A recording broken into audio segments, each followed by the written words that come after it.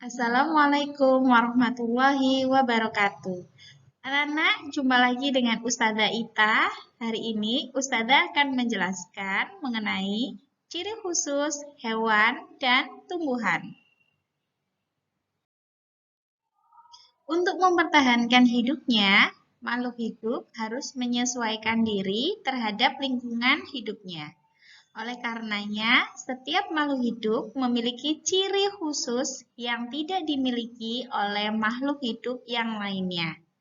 Berikut ini akan Ustazah bahas ciri-ciri khusus yang dimiliki makhluk hidup, baik oleh tumbuhan maupun oleh hewan.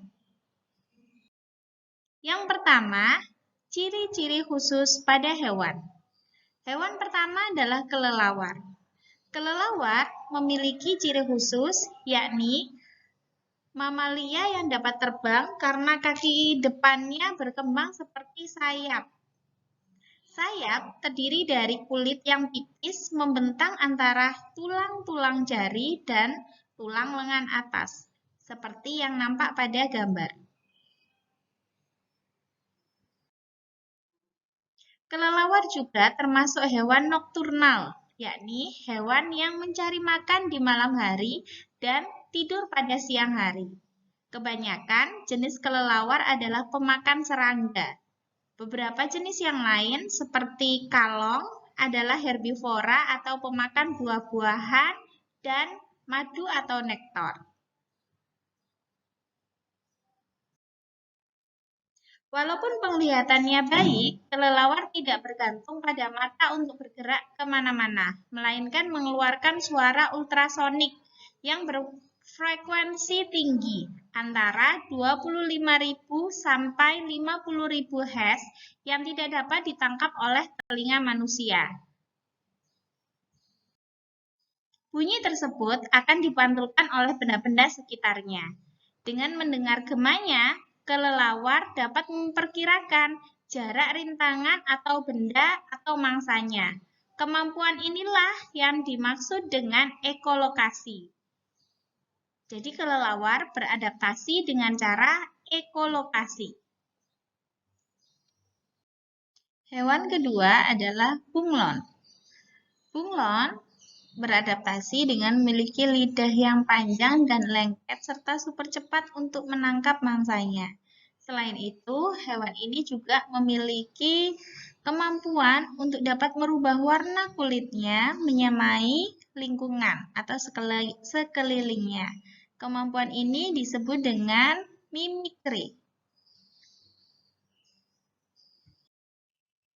Dengan matanya, ia dapat mengukur jarak mangsa. Jika mangsa mungkin dicapai, bunglon akan melontarkan lidahnya yang lengket dan panjang untuk menangkap mangsa dan menarik mangsa tersebut, seperti yang terlihat di gambar.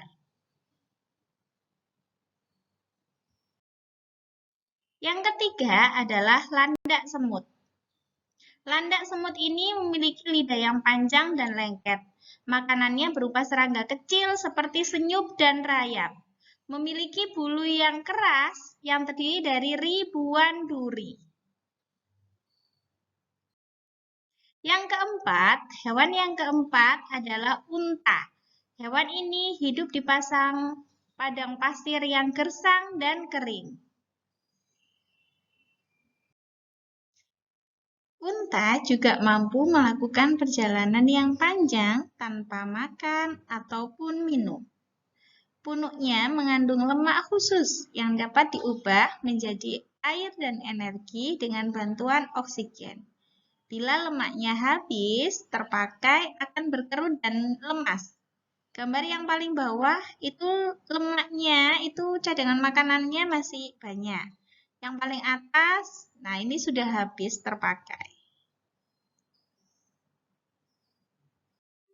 Selain itu, pada unta juga terdapat bulu mata yang sangat lentik yang bisa melindungi dari badai pasir yang kuat.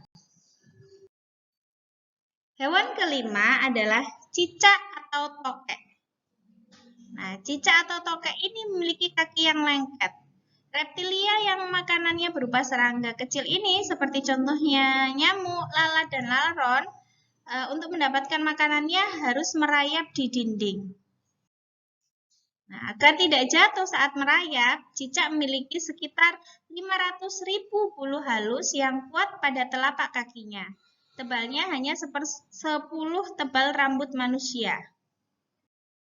Yang lebih menakjubkan lagi, ujung halus bulu ini masih terbagi lagi menjadi beberapa bagian yang berbentuk mirip sendok teh.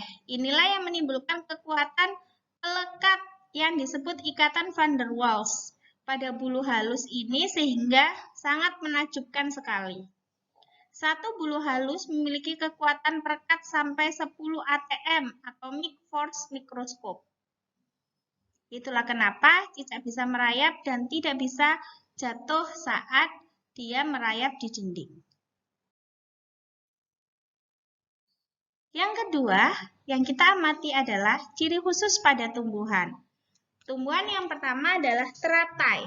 Tumbuhan yang hidup di air ini daunnya sangat lebar dan mengapung untuk memudahkan penguapan air.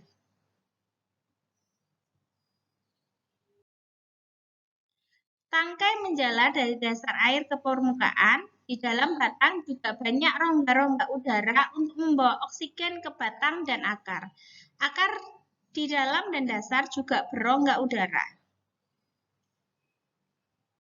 Tumbuhan kedua adalah tumbuhan kantong semar, yaitu tumbuhan pemakan serangga, atau nama lainnya adalah insektivora. Tumbuhan rawa-rawa ini memiliki kandungan nitrogen yang sedikit. Karena itu, dia memakan serangga. Daunnya berbentuk piala yang dinding dalamnya mengeluarkan nektar atau cairan manis pembentuk madu sehingga dapat menarik serangga. Dinding dalam piala licin menyebabkan serangganya masuk dan jatuh. Nah, cairan di dalam daun atau piala ini dapat melarutkan serangga untuk diserap nitrogennya. Yang ketiga adalah Venus. Tumbuhan Venus juga termasuk tumbuhan insektivora atau pemakan serangga. Daunnya berengsel dan berbulu, terbuka menunggu serangga yang datang. Begitu ada serangga datang, maka bulu-bulu yang peka akan mengatup dengan cepat, mencerna serangga dan menyerap nitrogen, seperti yang terlihat dalam gambar. Yang keempat adalah tumbuhan Rafflesia. Tumbuhan ini tidak memiliki klorofil, hidup sebagai parasit pada akar tumbuhan di hutan Bengkulu. Batang tumbuhan terdiri dari jaringan benang halus yang tumbuh di dalam jaringan tumbuhan inang. Tumbuhan baru terlihat ketika mulai berbunga. Rafflesia adalah bunga terbesar di dunia. Diameternya kurang lebih 1 meter. Bunga ini mengeluarkan bau bangkai, bau yang kurang sedap sehingga menarik serangga untuk membantunya dalam proses penyerbukan. Bunga ini memiliki bagian yang dapat memantulkan cahaya. Yang kelima adalah tumbuhan kaktus. Habitat aslinya adalah di padang pasir. Di musim penghujan, menyerap dan menyimpan air sebanyak-banyaknya. Akar utamanya lurus dan panjang masuk ke dalam tanah untuk mencari air. Akar samping banyak dan menyebar. Batangnya gemuk dan kulit yang tebal untuk mengurangi penguapan. Bila musim hujan, batangnya akan membengkak. Kemudian memiliki daun berupa duri yang berfungsi untuk mengurangi penguapan. Demikian yang dapat Ustazah sampaikan. Semoga bermanfaat. Ustazah akhiri. Assalamualaikum warahmatullahi wabarakatuh.